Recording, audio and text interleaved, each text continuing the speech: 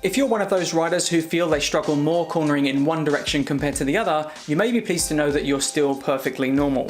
In this video, we're going to go over some of the reasons behind why this could be the case for you, as well as look at how to fix it so that you can begin to find parity going in both directions.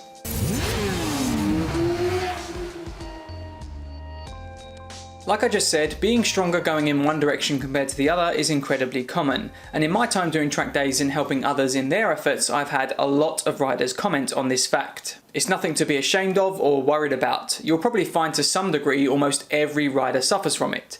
What's important though is you begin to learn why this could be the case for you. Leaving it in the recesses of your mind and just putting it down to one of those things isn't going to help you.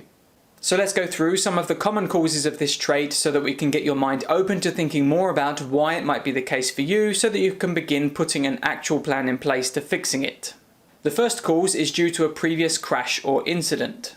This first, less common reason why you may fear one side more than the other is because of a previous incident you may have experienced when cornering in that direction in particular. The subconscious mind takes care of a lot of things you simply do not hold in your conscious mind. The truth is that so much of your day-to-day life is taken care of without the need to consciously think about it. With that in mind, have you ever had a traumatic experience that scared you, and upon hearing or seeing something that reminds you of it instantly makes you feel scared or emotional? While the thoughts couldn't be further from your mind initially, those thoughts and feelings were still buried away somewhere in that head of yours. If you've had an incident on one particular corner type, there's a good chance that your mind could be trying to protect you by holding you back going in that direction because of your previous bad experience. The next time you're on the track, pay close attention to how you're feeling during a corner on your weaker side.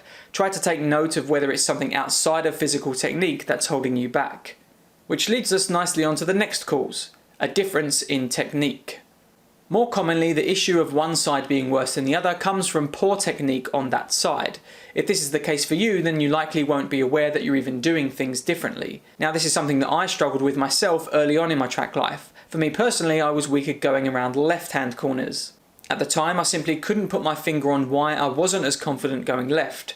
All I knew was that I just didn't feel as comfortable, and it took more effort to steer the bike and lean it over into a corner. It wasn't that I was afraid of leaning the bike to the left, only that I wasn't as comfortable and I struggled physically with steering. It was so bad that at the time I could have sworn that it was a problem with the bike. However, during a chat with a coaching friend of mine about it, that's Nemo Moto for those of you in the UK, I told him about my issue and how I just didn't feel as comfortable steering the bike and hanging off going left. Within seconds, he declared that I was more than likely riding much more tense on the bars going left than I was going right. And with that, he told me to pay attention to my body position and how I was supporting myself. At the time, I couldn't recall how I was doing anything differently, but with those words, I ventured out with my receptive hat on to see what I could find. And lo and behold, I discovered that I wasn't getting into the correct body position for left-hand corners, meaning that I wasn't supporting myself correctly. This meant I was riding with stiff arms on the bars, making it both very difficult to turn and very uncomfortable mid-corner. This was a massive eye-opener for me, and while I didn't immediately become as good going left, it was an important first step to finding some sort of parity between rights and lefts. For you, the key is just to try and dissect what's going on. Simply going around and around in an attempt to beat your weaker side into submission won't necessarily help if something is fundamentally wrong with what you're doing. And if you're finding one direction is easier than the other, then you more than likely are doing something different, assuming your issue isn't a mental one. You've got to really concentrate on what you're doing and what you're feeling if you ever hope to rectify the issue. Had I not had that impromptu chat that day, it probably would have taken me a lot longer to realise where my issue was coming from. But just by being open and receptive to such things, it gave me the answer. Like I said, it may take you a while before you feel as comfortable going in one way as you do the other. So if you feel a slight difference, then don't be too hard on yourself. However, if you feel there's a sizable disparity between rights and lefts, then you've got an issue that probably needs to be looked at. Next time out, take some time to really focus on what you're doing differently between lefts and rights. Once you have the cause, with practice you'll begin closing the gap between both sides until the difference is almost imperceptible.